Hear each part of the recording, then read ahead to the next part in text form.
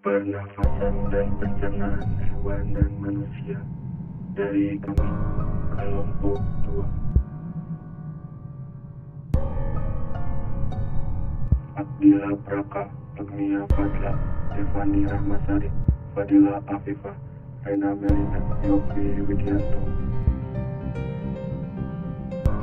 Pernapasan pada manusia. Pernapasan merupakan kegiatan makhluk hidup yang sangat penting, baik manusia, hewan, dan tumbuhan. Sistem pernapasan yang terjadi pada makhluk hidup merupakan proses menghirup oksigen dari udara, kemudian mengeluarkan gas karbon dioksida dan uap air dengan melalui alat pernapasan. Berikut organ sistem pernapasan pada manusia. Yang pertama itu ada hidung. Udara masuk melalui lubang hidung ke dalam rongga hidung. Di dalam rongga hidung ini terdapat rambut-rambut pendek dan tebal yang disebut silia untuk menyaring dan menangkap kotoran yang masuk bersama udara. Selain disaring, udara yang masuk dilembabkan oleh selaput hidung. Yang kedua, faring merupakan persimpangan antara saluran pernapasan pada bagian depan dan saluran pencernaan pada bagian belakang. Sebagai bagian dari sistem respirasi manusia, faring berfungsi mengeluarkan aliran udara dari hidung dan mulut untuk diteruskan ke trakea. Yang ketiga ada laring.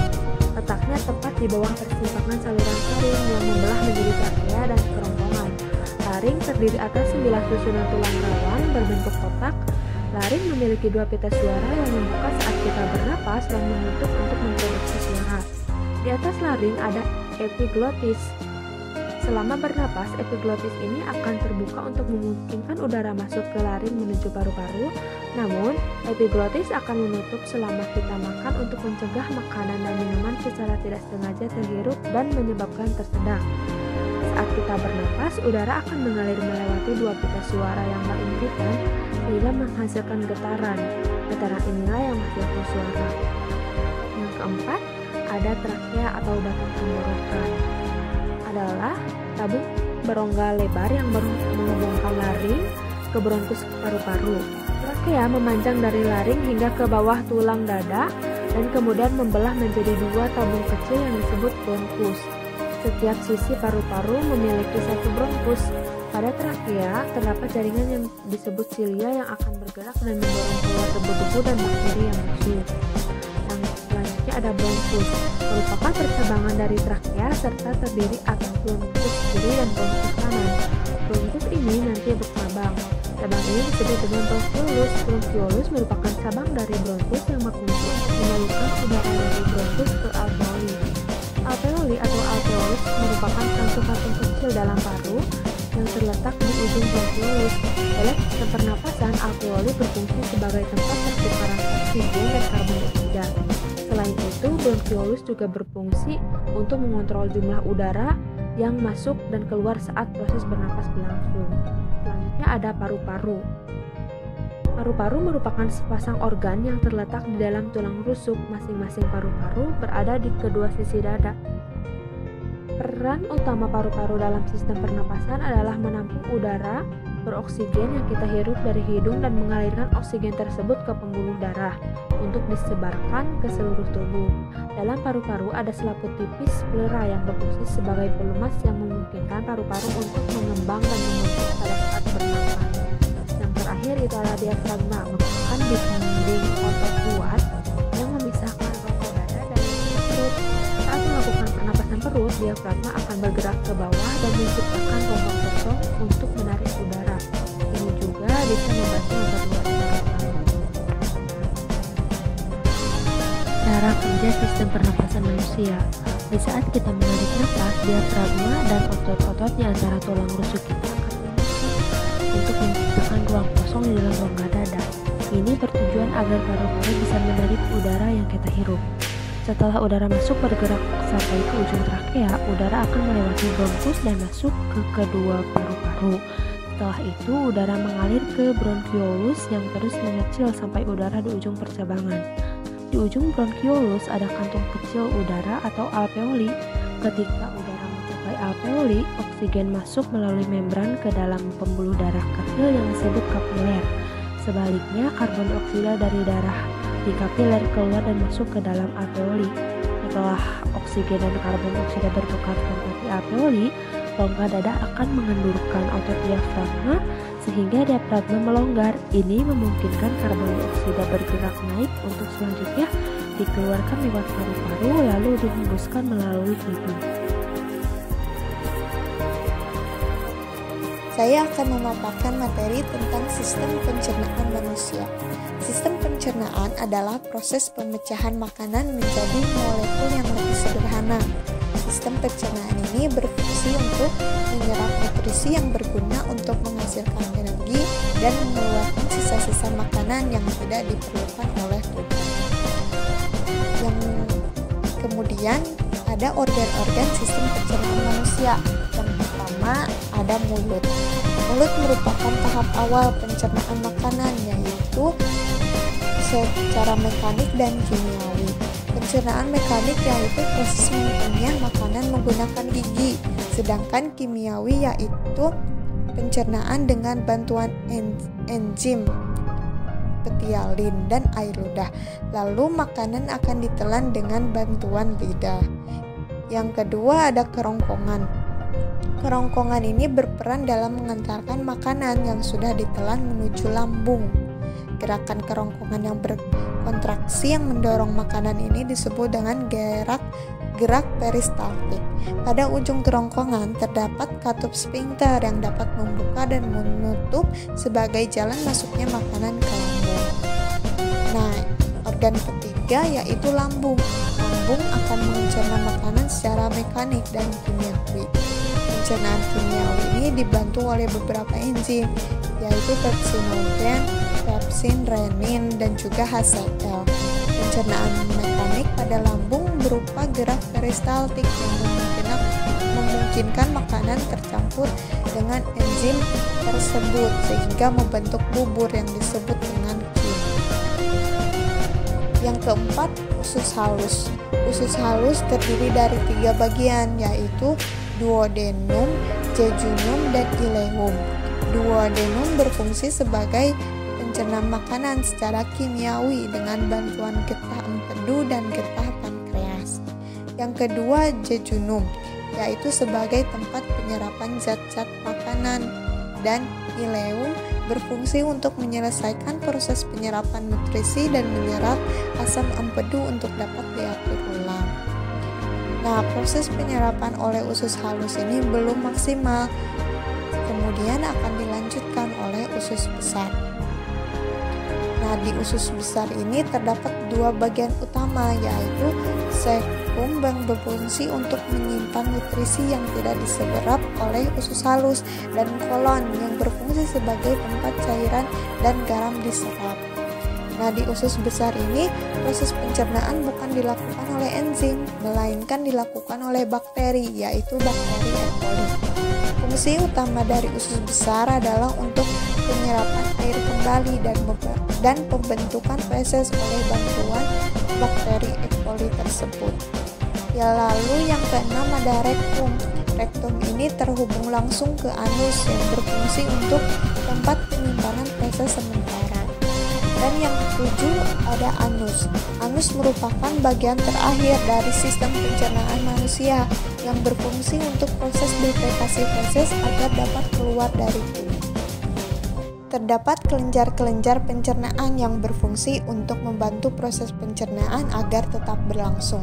Yang pertama ada ludah.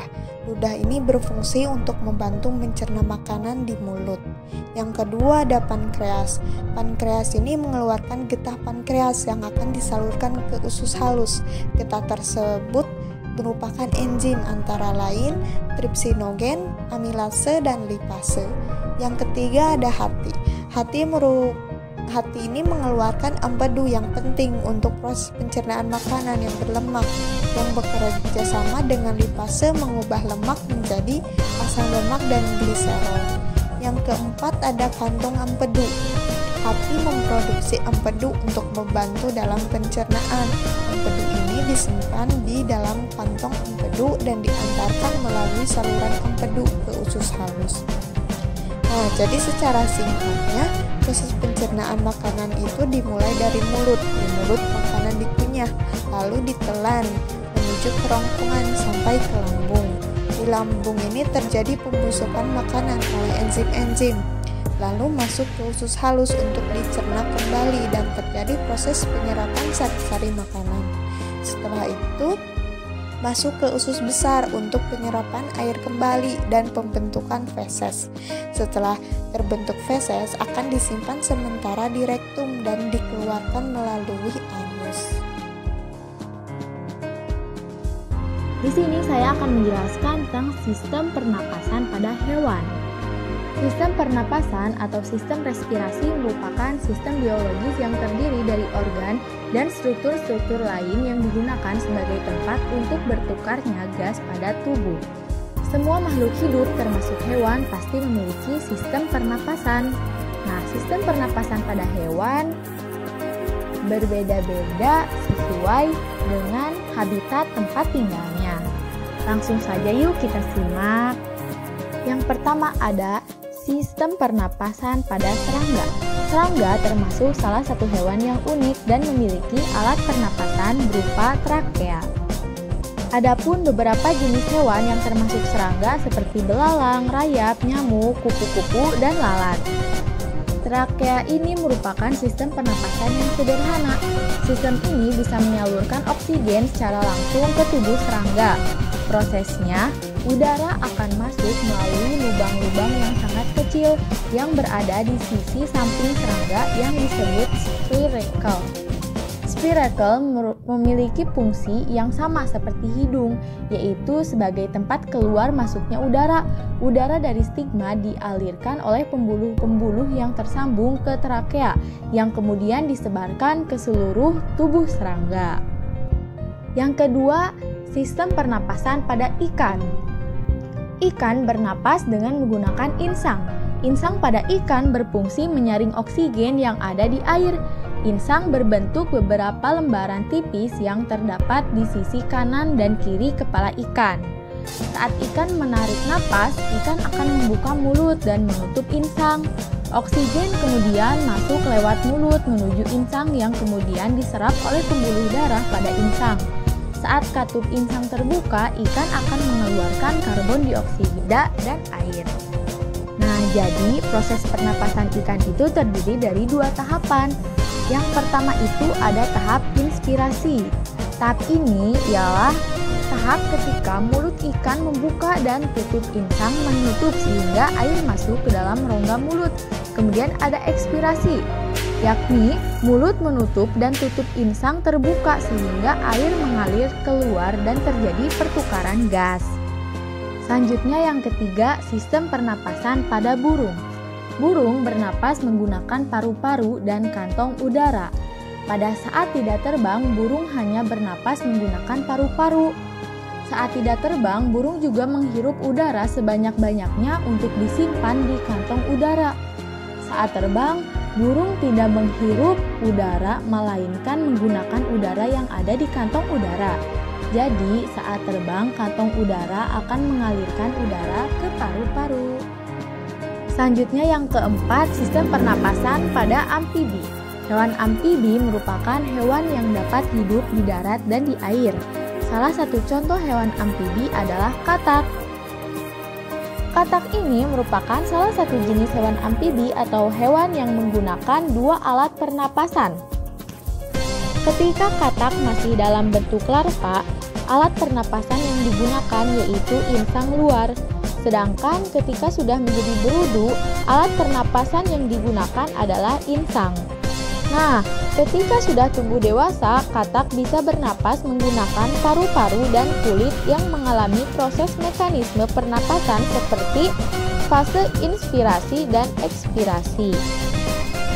Yang kelima ialah sistem pernapasan pada reptil. Pada jenis reptil bernapas menggunakan paru-paru. Adapun beberapa hewan yang masuk dalam jenis reptil diantaranya buaya, ular, kadal, biawak, dan cicak. Nah, proses pernapasan pada reptil ini, udara masuk melalui hidung, setelahnya masuk ke batang tenggorokan dan menuju paru-paru. Nah, pada paru-paru inilah nanti oksigen akan diserap dan secara bersamaan paru-paru akan mengeluarkan karbon dioksida. Yang keenam, sistem pernapasan pada mamalia. Alat pernapasan pada hewan mamalia hampir sama dengan manusia. Pada hewan darat yang berupa mamalia, pernapasan berlangsung pada paru-paru. Prosesnya, udara pertama kali masuk ke lubang hidung, tenggorokan lalu masuk ke paru-paru.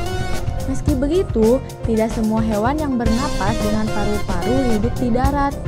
Paus, anjing laut, dan singa laut merupakan contoh hewan mamalia air yang bernapas menggunakan paru-paru.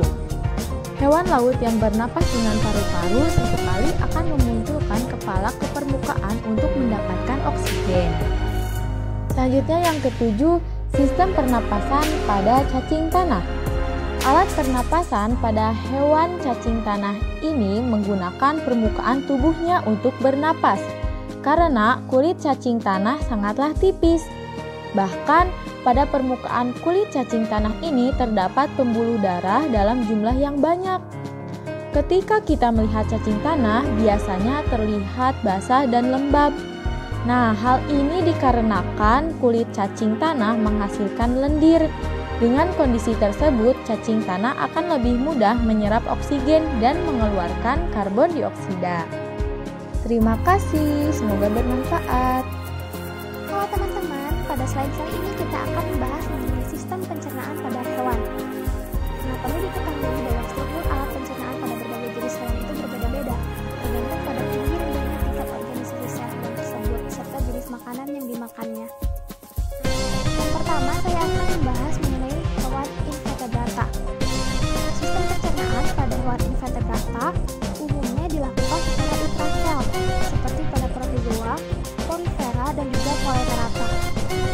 Pencernaannya dilakukan dalam alat khusus berupa saluran makanan, sel melanosit, dan rongga gastrovaskuler. Adapun jenis pencernaan yang terdapat pada hewan invertebrata ini diantaranya adalah pada cacing parasit seperti pada cacing pita, karena alat pencernaannya tergolong belum sempurna karena tidak memiliki mulut serta anus, sehingga pencernaan cacing pita ini dilakukan secara absorpsi langsung melalui kulit. Selanjutnya pada cacing tanah. Nah, pada cacing tanah ini berbeda dengan cacing pita karena cacing tanah sudah tergolong pencernaan sempurna karena memiliki mulut, kerongkongan, lambung, usus, dan anus. Proses pencernaan dibantu oleh enzim-enzim yang dikeluarkan oleh getah pencernaan secara ekstrasel. Selanjutnya adalah serangga.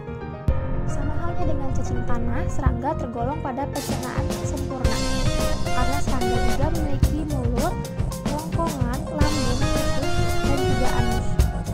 Pencernaan pada serangga sama halnya dengan pada cacing tanah, yaitu secara ekstrasel. Yang kedua, saya akan membahas mengenai sistem pencernaan pada hewan vertebrata. Organ pencernaan pada hewan vertebrata diantaranya meliputi saluran pencernaan dan kelenjar pencernaan. Adapun untuk contohnya, yang pertama adalah pada ikan. Saluran pencernaan pada ikan dimulai dari rongga mulut atau protozoaris. Di dalamnya terdapat gigi-gigi kecil yang berbentuk kerucut pada geraham bawah serta lidah pada dasar mulut yang tidak dapat digerakkan. Di sini menghasilkan banyak lendir tetapi tidak menghasilkan ludah ataupun enzim. Dari rongga mulut, makanan masuk ke esofagus melalui faring yang terdapat di daerah sekitar insang, lalu ke kerongkongan, setelah itu ke lambung. Di lambung, makanan akan diolah lalu masuk ke bagian usus yang berupa pipa panjang yang berukuran sama. Selanjutnya, setelah melewati usus, makanan akan bermuara pada anus. Selanjutnya ada sistem pencernaan pada hewan amfibi. Salah satu contoh amfibi adalah katak. Saluran pencernaan katak terdiri dari mulut, kerongkongan, lambung, usus, dan kloaka atau saluran ekskresi. Kelenjar pencernaan terdiri dari hati dan pankreas. Hati menghasilkan empedu. Di dalam rongga mulut katak terdapat gigi dan lidah. Katak memiliki lidah yang ujungnya bercabang dua dan berpangkal di rahang bawah. Lidah katak dapat dijulurkan keluar untuk menangkap mangsa, yaitu serangga. Di dalam rongga mulut juga terdapat kelenjar ludah yang menghasilkan ludah. Ludah berfungsi untuk mempermudah menelan makanan. Pada proses pencernaan, makanan dari rongga mulut masuk ke kerongkongan kemudian ke lambung. Di dalam lambung, makanan dicerna. Selanjutnya, makanan menuju ke usus halus dan mengalami pencernaan kimiawi dengan bantuan enzim pencernaan yang berasal dari hati dan pankreas. Di usus halus, sari-sari makanan diserap. Kemudian sisa-sisa makanan yang tidak diserap akan dikeluarkan melalui kloaka. Kelenjar pencernaan pada amfibi terdiri atas hati dan pankreas. Hati berwarna merah kecoklatan terdiri atas lobus kanan yang terbagi lagi menjadi 2 lobus. Hati berfungsi mengeluarkan empedu yang disimpan dalam kantung empedu yang berwarna kehijauan. Pankreas berwarna kekuningan, melekat di antara lambung dan usus 12 jari atau duodenum. Pankreas berfungsi menghasilkan enzim dan hormon yang bermuara pada usus 12 jari. Selanjutnya ada sistem pencernaan pada hewan reptil. Salah satu contoh hewan reptil adalah buaya. Sistem pencernaan reptil ini tidak jauh berbeda dengan yang sebelumnya, yaitu sistem pencernaan pada hewan amfibi, mulai dari mulut, kerongkongan, lambung, usus, dan berakhir di kloaka. Kelenjar pencernaan terdiri dari hati dan pankreas, sama bukan seperti sistem pencernaan pada hewan amfibi. Selanjutnya ada sistem pencernaan burung. Salah satu contoh burung adalah burung merpati. Saluran pencernaan ini terdiri dari paru, rongga mulut, kerongkongan, tembolok, lambung kelenjar, lambung pengunyah, usus halus, usus besar, dan kloaka. Di dalam rongga mulut burung tidak terdapat gigi, sehingga makanan tidak dikunyah dan langsung masuk menuju kerongkongan. Tembolok merupakan pelebaran ujung bawah kerongkongan. Tembolok berbentuk kantung. Tembolok berfungsi sebagai tempat penyimpanan makanan sementara. Lambung kelenjar memiliki dinding otot yang tipis dan mengandung banyak kelenjar pencernaan. Kelenjar pencernaan ini menghasilkan enzim-enzim pencernaan untuk mencerna makanan secara kimiawi. Sedangkan lambung pengunyah atau lambung otot atau empedal sering pula disebut ampela. Kontraksi otot lambung pengunyah ini mencerna makanan secara mekanik. Di dalam lambung pengunyah burung pemakan biji-bijian sering terdapat batu-batu pasir atau batu-batu kecil. Batu-batu kecil atau pasir ini sering ditelan untuk membantu proses pencernaan loh. Dari lambung, makanan hasil pencernaan akan menuju usus halus. Di dalam usus halus terjadi pencernaan secara kimiawi oleh enzim-enzim pencernaan yang dihasilkan oleh pankreas dan empedu yang dihasilkan oleh hati. Sari-sari makanan hasil pencernaan diserap oleh pembuluh-pembuluh darah di usus halus. Selanjutnya, sari-sari makanan diedarkan ke seluruh tubuh oleh darah. Sisa-sisa makanan yang tidak diserap akan masuk ke usus besar menjadi feses atau kotoran. Feses akan menuju rektum dan dikeluarkan melalui kloaka. Selanjutnya ada sistem pencernaan pada hewan ruminansia atau dapat disebut juga sebagai hewan mememah biak atau hewan yang mengunyah.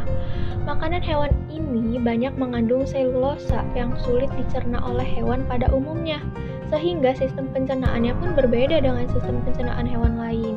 Sebagai contoh hewan sapi, lambung sapi terdiri atas 4 bagian, yaitu rumen atau perut besar, retikulum atau perut jala, omasum atau perut hitam, dan abomasum atau perut masam, dengan ukuran yang bervariasi sesuai dengan umur dan makanan alamiahnya. Saat memakan rumput, maka rumput dari kerongkongan akan masuk ke rumen yang berfungsi sebagai gudang sementara bagi makanan yang tertelan. Di rumen terjadi pencernaan protein, polisakarida, dan fermentasi selulasa oleh enzim selulase yang dihasilkan oleh bakteri dan protozoa tertentu. Dari rumen, makanan akan diteruskan ke retikulum dan di tempat ini, makanan akan dibentuk menjadi gumpalan-gumpalan yang masih kasar, disebut bolus.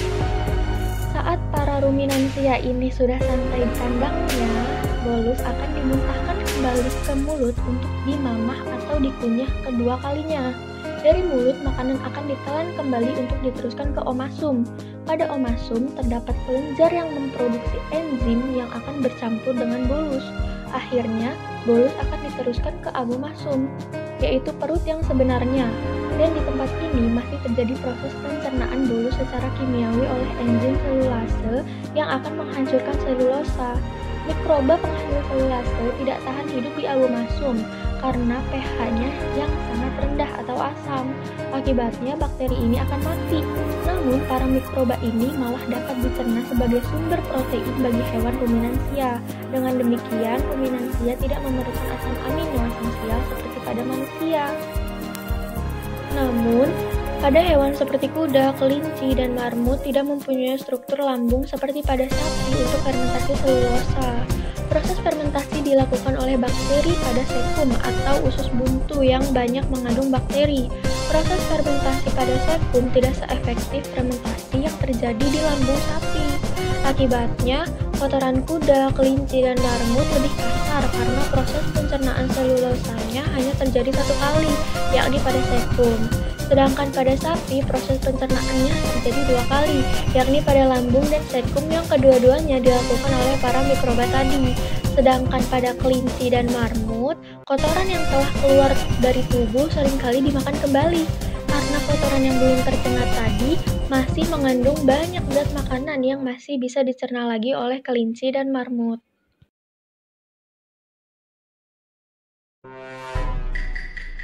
Terima kasih.